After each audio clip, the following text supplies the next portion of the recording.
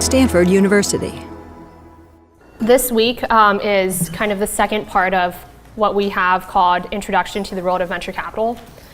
So last class we talked about GP-LP dynamics as well as VC firm composition, structure, governance, and today we're specifically going to cover all of these topics. We're going to run through them as quickly as possible, but also have a chance to ask questions, be very interactive, and answer any questions you have. So first topic would be sourcing deals and finding investment opportunities. So you've made it, you're a VC now, you're looking to do your first deal. How do you actually find that deal? How do you actually make that investment happen? 2, term sheet basics. So you've finally sat down on the table, decided that you want to negotiate with this founder. What are the key terms that you should be looking out for and kind of the things that you should be fighting for? Third aspect is dynamics of negotiating a financing round. Fourth is portfolio management. So how do you actually decide on which companies to spend more time with? How do VCs in general decide on which companies to spend more time with? And then fifth topic is getting into VC and staying in VC. So this is a question that we get asked pretty much every single year and want to address that. And I think the ways for getting into VC is unique and different for every single person. And then finally, if we have time, we'll discuss the state of VC today. Are we in a bubble? What are new trends that are happening? AngelList, for example, is one disruptive thing that's only been around for the past few years. So what exactly is the state of VC today? Okay, so sourcing deals and finding investment opportunities. So VJ is the world's most desperate venture capitalist, and he says, "You two have good math grades. If you grow up and marry and produce a little engineer baby, I want to invest in its first idea." And the couple is like, you know, we're already looking for later stage funding. So I think that does ring true in terms of first question, in terms of how do VCs find investment opportunities. So traditional thinking for that is, you're a VC, you have a bunch of money, you want to find the best startups to invest in. Maybe you start off by looking at the App Store, you look at App Annie, you see what apps are performing the best, like which ones are really gaining traction, blowing up. Maybe you look at TechCrunch, maybe you look at Crunchbase, you notice that this company just got funding from all these prominent angel investors and you want to put in additional capital to lead their Series A financing round. Or maybe you're attending a demo day, Y Combinator demo day, other incubators, other accelerators, and you want to get a peek at kind of what startups are coming out from that. So I think the most important thing when thinking about how do you source deals and find investment opportunities is you want to do whatever everyone else is not doing. So if you think about it, App Store metrics, demo days, what's available online, what's available on Crunchbase, TechCrunch, everyone else has access to that information as well. You want to do what everyone else is not doing. So specifically, for example, you want to have a strong network of other investors who might be co-investors, angel investors, founders that you've backed, who might know from the very beginning when someone's going to create a new company. You want to have a really strong network of people and kind of be, those people be your eyes and ears to actually actively sourcing and finding those investment opportunities for you before they become public, before they have their first TechCrunch article, before they present at demo day. So a couple ways for doing that include that I've seen that have been very successful is, for example, we met David Hornick a couple weeks ago. So he organizes an event every single year called the Lobby Conference. If you Google search the Lobby Conference, you'll see that a number of people have attended, including, I think, Mark Zuckerberg was an early attendee, co-founder of Zynga was an early attendee, and he organizes this event in Hawaii every single year. Part of the reason why we also don't have class in 2 weeks, since I'm going to that, but just an opportunity to basically be able to form a network and have an opportunity to talk to these individuals before they actually raise their next round of financing, start their next company. So hosting events, hosting dinners, hosting exclusive opportunities, that's one way in which I see VCs actually try to get the inside knowledge before it's public to everyone else. One thing that I've personally done is when I first started in VC, I noticed that a lot of VCs weren't targeting university campuses and specifically the research that was coming out of research labs. So the very first 2 investments that I did came out of Stanford PhD programs. One of the company actually ended up being sold to Apple, but it was just something that a lot of VCs didn't have that inside track into universities and what was happening in the university research lab, and being able to have a first insight on that and then see the company form and shape and be able to influence and direct that financing round was one strategy that I took. Yes? A lot of universities and hospitals have some barriers because of conflict of interest and things like that. How do you, as a VC, overcome those hurdles to get access to students or professors? Definitely, and I think Stanford is also a unique university in that there's so many students, undergrads, grad students who are starting companies out of that, and then there's the entire Office of OTL, Office of Technology and Licensing Office, and as someone who's working at Stanford, teaching at Stanford, like you don't want to be encouraging students to be dropping out of the university. So I think one thing that I actually find really interesting is that Frederick Terman, who I consider and a lot of people consider a godfather of Silicon Valley, he actually had this mindset very early on to actually encourage entrepreneurship and support it, but not push students to do it. And I think that's kind of the right mindset in terms of if a student has an idea, if they want to pursue a company, if they want to drop out, being supportive of what the student decides, but not pushing them to co-found a company with you or hire them as a co-founder to actually create a company or any of that. So, yeah. So you mentioned VCs can start very early looking at some of this stuff. Do they ever come to hackathons or ideathons and stuff, and even encourage people to, you should take this a little further, and I might give you money to? Yep, all the time. I've attended a number of hackathons myself, and I think the number one thing and the reason why I attend hackathons is because finding really, really talented engineers and really, really talented individuals who have a vision to build a product is my top priority. And I would never kind of force a founder or force a potential founder to like go incorporate and go start the company, but I will keep in touch with really smart individuals who are idea generators, who are just have that vision and support them as they're thinking about starting a company. But hackathons is a great way to also just, if we talk about sourcing deals, finding potential companies like hackathons are a great opportunity for that. Other questions related to that? Yeah.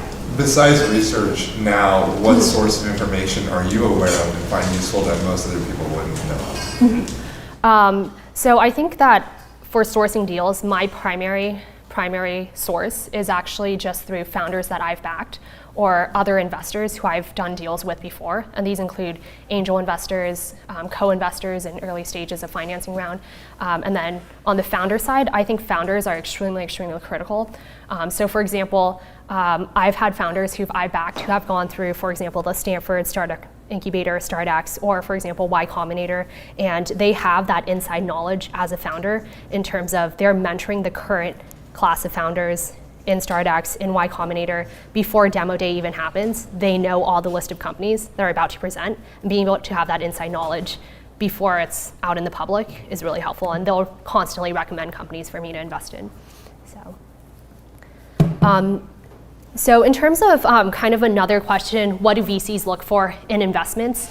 Every single VC is going to say something along the lines of team, market, and product. And every single VC might say that they look for something different, but if you observe all of those responses, it ends up being somewhere along the lines of team, market, and product. So on the team front, I think the biggest thing is that ideas are very cheap, and oftentimes you'll have something that's been pitched 100 times, but it's only actually the team who can execute on that actually makes it a billion-dollar company. On the market front, you want to make sure that the founder is targeting and addressing a large market. So for example, if you're targeting 100% of a tiny, tiny market that's just focused on a specific breed of cats, like that's not a huge billion-dollar opportunity. If you're targeting a ginormous market of, say, payments, and you're owning about 5% of that, and that's a multi-billion-dollar market, you're going to build a huge business out of that. And then on the product front, you want to be able to have a product that, one, has defensible technology. This might be through, for example, IP and patents and just very unique technology and research, or it might be through a killer UI and user experience. Okay, so we're going to take a short break. Stand up.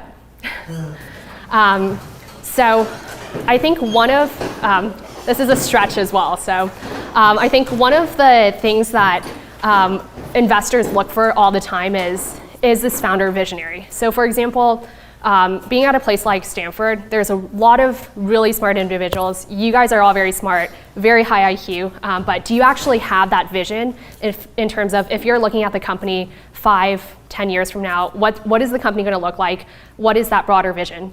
So, okay, let's do a fun exercise. Okay, try to pat your head and rub your tummy at the same time. So everyone has to do this. This is a fun exercise. It's also a stretch break.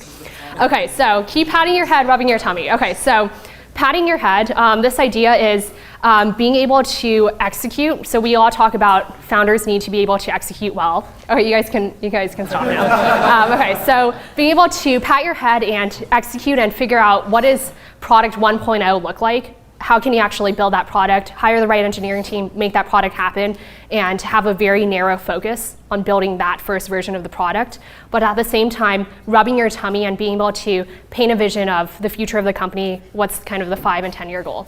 Okay, sit down now. So that's just in terms of, I think vision is very, very important and critical. So next topic is term sheet basics. So we'll go back to VJ, the world's most desperate venture capitalist. So the entrepreneur, who's a dog, says, I need 100 billion to build an ocean city. And VJ's like, take my money, take it. And then he asks, do I get stock or something? And the dog's like, maybe, maybe not. So when we're thinking about a term sheet, as a venture capitalist, there's two things that are extremely critical and important. One is the economics, and two is actual control. So as an investor, you might be giving $3 million to a company. What do you get out of that? First one, economics, you might be getting, say, 15% of the company, 20% of the company, a certain percentage of ownership. The second aspect is control. So for example, what exactly are the protective provisions that you're getting? What are the board control rights that you're getting? How can you actually influence the company and decide on where it goes? So in terms of, if you look at what a VC is getting, it's always one, economics, two, control, and specifically kind of the special terms and conditions for control include a number of the terms in the term sheet, which we'll go over. So these are a list of terms that you often see in a term sheet. So we'll go over each of those very quickly. A term sheet itself might be 2 or 3 pages. These are some of the key terms that you should always look for. The first and most important term is this idea of pre and post money valuation.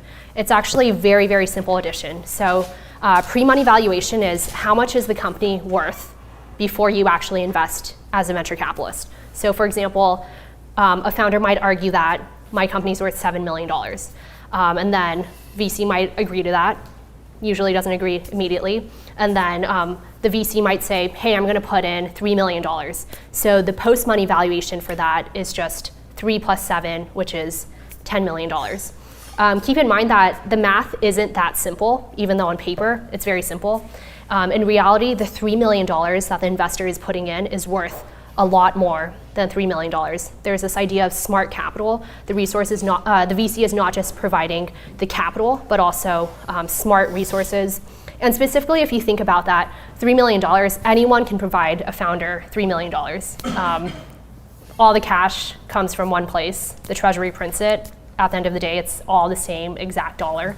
But the $3 million that you're putting in, you're providing not just that cash, but also your network, your resources, your advice, your support, your time to actually help the founder grow, which is why later rounds of financing, the company valuation constantly goes up. So another term that's very important for VC investors is this idea of liquidation preference. And this is a way for VCs to get their money back. If they're putting in $3 million, liquidation preference basically means that I can get my $3 million back. And that's if the company sells. So keep in mind that this actually only matters if VCs sell, if the company sells below the valuation. If the company sold above the valuation, basically VCs get their $3 million back, they get additional dollars back, and the founder also gets an outcome out of that. So there's two types of liquidation preference. One is participating, and the other is non-participating. So participating is basically the VC gets not just the dollar amount that they put in, say $3 million, but they also get the percentage ownership and what that amounts to back as well. Say it might be 15 or 20%. That actually doesn't happen in the Valley at all. I don't see a lot of term sheets at all with that term. The other aspect is non-participating, which basically means the VC gets either their $3 million back, the amount of cash that they put in back, or they get back their percentage ownership, say 15%. And one company who absolutely hates liquidation preference and avoids it and only sells common stock is Snapchat. So occasionally you'll see rare exceptions to this. Yeah, two kind of related questions. The difference between common and preferred is there, do you ever see voting right differences between the two? And then the second thing is, I think Andreessen Horowitz is like promoting this now where they prefer founder CEOs or founding team to have majority voting rights. And so then you get into this whole, Google and Facebook have this different class of shares, which gives, even though the founders don't have majority equity stakes, they have majority voting rights.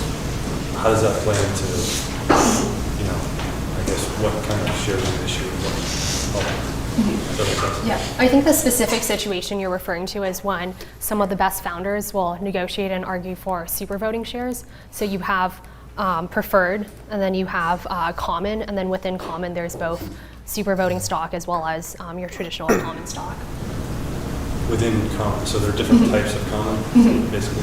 Yep. Is that issued at like the time of founding, or is that negotiated as part of the? So it's best issued at the time of founding, just for tax implications, but you could also have creative structures to issue it before the next round of financing. That's a good transition to the next term we have up here, board of directors. So this is a way for the board of the company to hold the CEO accountable, to hold and help guide the company. So typical structure that you see for a lot of early stage deals is you'll have, say for example, a 3-person board. There's one person who holds the common seat who represents the company and is elected by the company. Usually the company elects the CEO to take that common seat. You have 2, an investor seat. So usually the investor, the institutional investor who's leading your financing round, who owns the majority of the preferred, will take that seat. And then 3, you'll have an independent seat, someone who is mutually agreed upon by both the common stock director as well as the preferred stock director, your investor seat. Later rounds of financing, that board might expand to say a 5-person board in which you have 2 people representing the company on the common stock side as well as 2 investors representing on the investor side, the preferred side, and 1 independent seat. Occasionally you'll see for very, very hot deals that there might be a completely unique and different structure. So for example, you might have 2 common seats and 1 investor seat, or 2 common seats, 1 investor seat, and 1 independent seat. Could you characterize the difference between a board director and then a board observer? And then from the perspective of a venture capitalist, like why would they prefer one or the other? So the board director has, at the end of the day, most important thing is the board of directors has a fiduciary responsibility to the company. So the board director is voting for all the matters such as approving stock option grants, for example, making key acquisitions, key hires. The board's approving all of that. Oftentimes, an investor isn't able to fight their way to actually get a board seat, but they still want to be able to observe the company, have some control of influence, and that's where they'll negotiate, for example, a board observer seat. So I think the most common way I actually see investors negotiating board observer seats is strategic investors. So if you think about a strategic investor, a large corporate VC fund, say for example, Samsung, Rakuten, other strategic investors, oftentimes founders don't actually want the strategic investor on their board voting on these different matters because, for example, the board approves on whether or not an acquisition goes through. If you have a strategic investor sitting on that board and actually deciding, do I want to sell the company to Samsung or to AT&T? Very likely that board director wants to sell the company to Samsung. So what founders will often negotiate is, for example, for a strategic investor, allow them to have a board observer seat to still, because they put in all the capital, observe and see what's going on with the company. But in general, founders definitely, investors definitely prefer to actually have that board seat. And are there points where like it actually makes sense for the investor, for the VC to actually not take a board director, whether it's like a time issue. They don't necessarily want the commitment to go to this Yep. company or Yep. so why not just become an observer? Or in your experience, I guess, how do you guys that? So I think you hit a really good point in terms of time commitment. So if you talk to any VC, the maximum number of boards that they're usually on is anywhere between 8 to 10, maybe 12 or 15 if you're a really aggressive VC per partner. So if you think about that, if you're deciding to actually lead a financing round, take a board seat, you better really, really like the company and really, really like the founder to be spending literally hundreds of hours with them, dozens of hours just on board meetings alone. So that's a huge decision on the investor front if they actually want to spend the time to be a board director. And then on the board observer front, sometimes an investor might actually use that as a way to train an associate, train a principal to actually sit in on those board meetings, observe, but not actually make kind of key fiduciary decisions for the company. Is there typically compensation for board members or board observers? It definitely varies per company, but some companies will compensate board directors with a separate kind of allocation of common stock on top of what the board director is already getting from the carry, from the fund for being a part of that deal. And then other times they'll, for example, like compensate travel expenses, accommodations for negotiating deals and whatnot. So, and same answer for board observer seats. So we're gonna move on and just go through some of the other terms. So protective provisions, NVCA, National Venture Capital Association, has a set of protective provisions that a lot of times investors will argue for. This includes, for example, a protective provision for the investor to decide and control on the sale of the company. So for example, you don't want the company to be sold for say $1 to your best friend or the founder's best friend. You want to be able to have that block to actually control that. Another common protective provision is around the next round of financing, making sure that the valuation for that round of financing as an investor, you want that to be higher than the current round of financing, the previous round of financing, and not a down round. So usually a protective provision around that. For example, another protective provision that's very common is any material changes to the business. So that can be argued and defined differently by the investor or the founder. But the idea is if you're funding a software company, you don't want the company to all of a sudden change the business into, say, a restaurant without you having that protective provision. So another term, right of first refusal. This is something that's not just one specific clause, but something that you'll see sprinkled throughout a term sheet. The idea for that is, as an investor, you want to have the right to refuse something, be the first person to refuse that. This often happens around the sale of secondary shares. So for example, you have an employee at a company, they're about to leave the company, they want to sell their shares, and the investor doesn't just want a random person to purchase those shares, but they want to have the right of first refusal, be the first person to actually have the option to purchase those shares. What usually happens is you actually have what we call a right of first refusal chain. So for example, the first person who can actually have the right to purchase those shares might be the investor, a certain percentage of those, and then it could be the founders have a certain percentage in which they can actually purchase those shares, and then it might be the angel investors, and then it might go all the way back around again. So another term, pro rata, this simply means in proportion. It's a very commonly accepted term. There is basically nowadays no term sheet in Silicon Valley that won't have this pro rata provision. So this basically means that today you're an investor, you're putting in, say, $3 million, purchasing 20% of the company. You want to be able to maintain that 20% ownership moving forward, especially as the valuation of the company goes up and up and up. So pro rata basically means that in the next round of financing, say the Series B financing or the Series C financing, you basically want to be able to put additional money, additional capital at that valuation price in order to maintain that 20% ownership. So it's the right to be able to do that. Most important thing to note for that is, as we discussed very briefly, during the last class, this is a right that's a one-sided right in which the investor can decide whether or not they want to put in the pro rata. The entrepreneur always has to accept for that. There's no way for the entrepreneur to actually force the investor to put in additional capital to get that continued ownership. So You said this is very common or not very common? very common. Investors want to be able to have and maintain their ownership and put in additional capital to maintain that ownership. I just had a question about funding of pro rata. My understanding is that in the year funds, VCs reserve funds for future funding rounds. Does it ever happen with a particularly like popular stock, Facebook or something like that, where they run out of funds that they reserve And then do they do cap calls on the LPs, or how do they handle it? I think that brings on an interesting point in terms of, as an investor, say you have a $50 million fund, $100 million fund, you invest a certain amount of capital into new deals, and then you want to be able to reserve capital for especially those hot companies, hot traction companies that you want to put in additional capital, even though it's at a higher valuation, to maintain that ownership. And the good news is that, like, the best investors, they'll continue to raise additional funds and they'll be able to maintain their pro rata. But there are cases in which a VC fund isn't, just based on limited amount of capital left in that specific fund. Okay, so another term, drag along. So this is really important because there's this idea of when you're investing in a company, there's this idea of a majority investor versus a minority investor, and that's usually separated by a specific dollar amount that you put in. So for example, some term sheets, some deals will say that if you invest at least $2 million, you're considered a majority investor.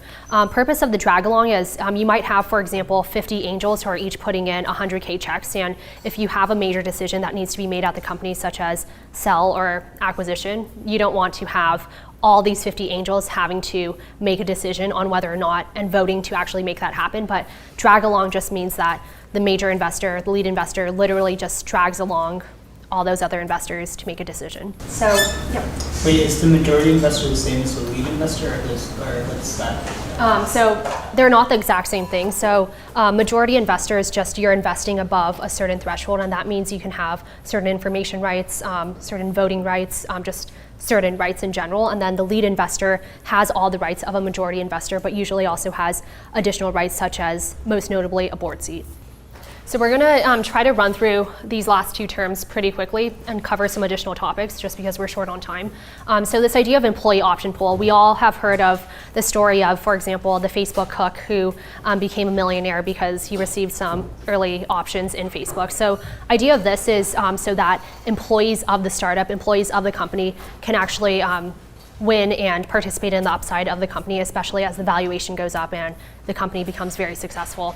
Employee option pool is something that's always included in terms of, it's typically around 15 to 20% of the company is reserved for employees of the company. The way that investors and founders negotiate for that differs. So investors will always prefer that the employee option pool is created before the financing round. Reason for that is when you actually create the employee option pool before the financing round, you create a 15-20% option pool that actually dilutes everyone on the existing cap table, which includes existing investors, the founders, but it doesn't dilute the new investor in the company.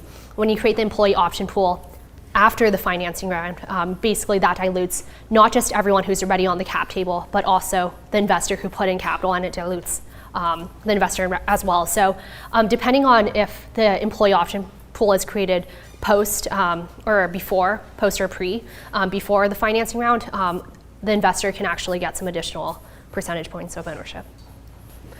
So final term, just to cover, is this idea of no-shop agreement.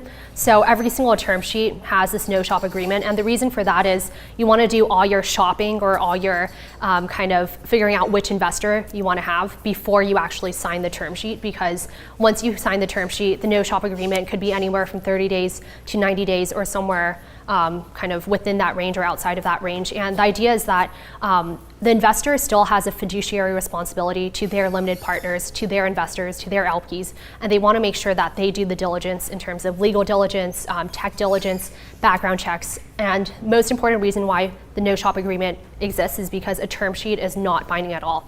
At the end of the day, the investor doesn't actually have to go through with the financing. More than often, the investor always goes through with that financing because their reputation is on the line. Silicon's very small. If you're signing all these term sheets but not going through the financing, it looks very bad on your part. But also, the no-shop agreement is a way for investors to do additional diligence and make sure that the founder isn't shopping around the term sheet and trying to get a better deal. So So the term sheet is like a letter of intent, like it's not binding? You're just saying within this period. Exactly.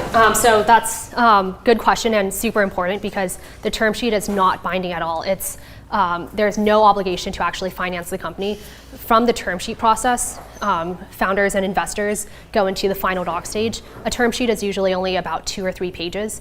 The final docs are a lot lengthier, 10, 15, 20, 30 pages. And once the final docs are signed and the money is wired, that's when you actually have the deal done. Okay, next topic, dynamics of negotiating a financing round. I'll first cover very briefly the process for how a deal actually gets done. Very first stage is sourcing. So as an investor, we talked briefly about how you actually source a deal. This is just constantly on the lookout, trying to find the best company possible. And then after that, what usually happens is the one VC, the one partner at the VC fund will start talking to that founder, start engaging, start having a conversation, actually consider whether or not they want to invest. If there is some sort of interest, the next stage after that is that it usually goes to what we call the partnership, the partner meeting, in which the founder actually goes in and pitches the entire partnership at a VC fund. That's incredibly important because VC funds operate as partnerships. So usually the voting structure for how a deal actually gets done in the Valley is that you want to have some sort of consensus, some sort of major consensus amongst all the partners at the VC fund. So that's when the founder actually goes in and pitches the rest of the partnership. There are some cases in which a VC might have, for example, a silver bullet or an ability to do one deal a year that the rest of the partners don't have to agree on. After the entrepreneur has pitched the partnership, and this usually happens on Mondays right after the Monday partner meeting where all the VCs, all the partners are actually in the office that day.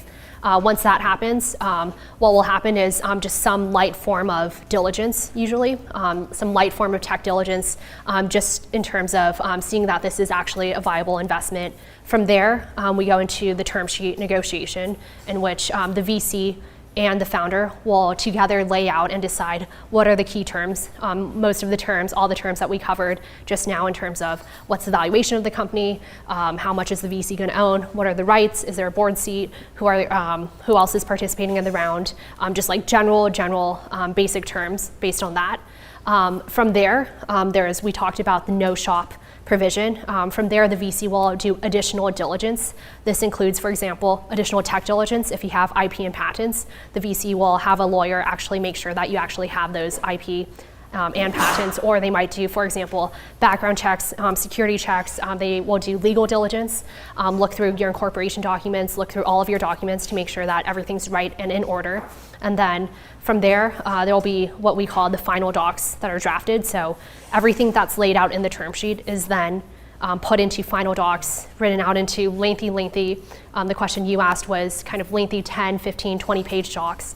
Once that's signed, the money is wired, and then that's when the deal is actually complete. So the deal is never done until you actually have the money wired and in the bank. So that's kind of the basic process in terms of from start to finish of investor meeting the founder for the first time to the money actually being wired in the bank account. Questions on that process? Yeah. What's the time span typical time span between the term sheet being signed and the money being wired? So that can range anywhere from, I would say, 3 days, 1 week, up until a month or more. And the process I outlined is what usually happens for the lead investor, the person who's leading the round. If you're, for example, a co-investor, sometimes those deals can happen as quickly as 1 day, 6 hours, in which you're throwing in a small check of $50K, $250K, and you don't have to go through that entire process because the lead investor is setting the terms, negotiating the terms, putting together the final docs, doing all the tech diligence, doing all the legal diligence, and you're just following on with a small check. So, questions on that? So I think one thing that's really important to note for this entire process is that it's a very delicate balance between your VC partner, you're in the middle, standing between one, the founders who you want to invest in, and two, your partners at the VC firm. So the founders want, say, like a $100 million valuation. Your partners at the VC firm want, say, a $50 million valuation. And your job is to be in the middle, and in order to get the deal done, it's a very complicated and intricate balance between making sure the founders are satisfied and making sure your partners are satisfied. And I think that's probably the most complex aspect of being a VC partner, and is actually bridging those two and making that deal happen. Yeah. So is that an example of you shopping a term sheet, or in the middle are you arguing different things with different people? So the no-shop agreement only exists once you actually sign the term sheet. So before then, you can collect as many term sheets as you want before you actually sign one. And it's actually, I actually encourage founders to do this, being on the founder side, in terms of if you want to get the best valuation possible for your company, and you have additional multiple term sheets on the table, that sets the market and VCs respond to that. So just covering a couple additional topics very quickly. Portfolio management. So you've invested in a dozen companies. How do you actually manage the portfolio? The strategy that all the best VCs take, and it's actually very important to note as a founder, is VCs want to spend most of their time with their very best companies. So if you're a company if you look at all the companies that the VC has invested in, if you're the company that's struggling the most, the VC likely doesn't want to spend time with you. They want to spend time with the top 2 or 3 companies that they've invested in. That's also really important in terms of deciding on which VC to go with. For example, if you're going with a VC who has already, say, like 10 other companies, and then you're going to be the new company that comes in and the VC just doesn't have time to spend with you or just doesn't want to spend time with you, that also influences the outcome of your company. So I think most VCs, if they look at their portfolio, at least I like to categorize it in terms of 3 ways. One is the unicorns. So we love unicorns. They're magical. They're worth $1 billion+. VCs want to spend time on unicorns. 2, I like to categorize companies as dragon eggs. So companies that have the potential to grow and become unicorns, they have a lot of potential to hatch and become, say, a unicorn. And 3, the company that you don't want to be within a VC's portfolio is a walking dead company. So a company that's just continuously walking, completely dead, has a steady kind of revenue strategy, steady growth, but just isn't having that explosive, what we call hockey stick growth, that explosive growth to become a $1 billion company. So I'm just going to read out this activity for you to think about, and we can discuss it next class, or if you want to talk to each of us individually about this. This is just an interesting exercise to think about that does happen in Silicon Valley. You're the founder of a mobile analytics company and have spent a lot of time figuring out which VC to choose. You make the choice to go with Vulture Capital and close your hot $15 million Series A financing.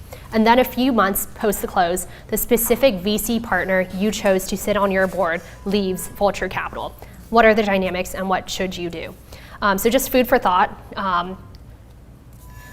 One final topic we'll just cover very, very briefly is this idea of how do you get into VC in the first place?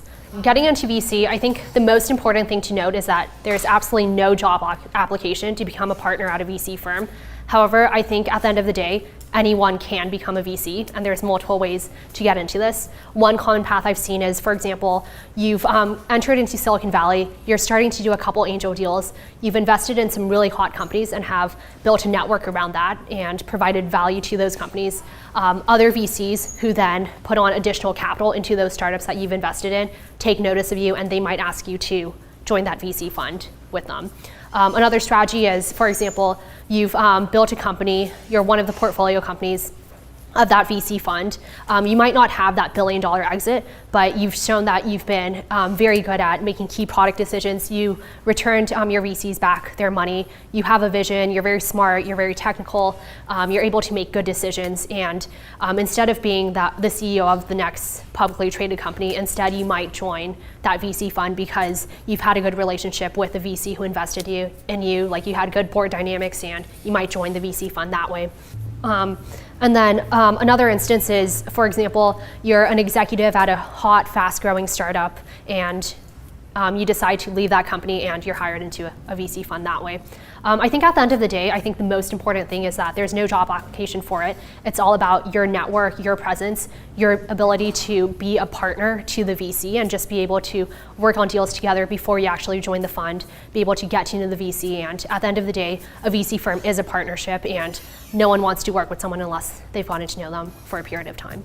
I'll close with one final note in terms of once you get into VC, it's not a permanent job. It's not a job of a lifetime. Keep in mind that VCs raise from LPs. LPs only want to invest in VCs and VC firms who actually generate a return for them. You have to actually be able to close deals and get returns in order to stay in VC.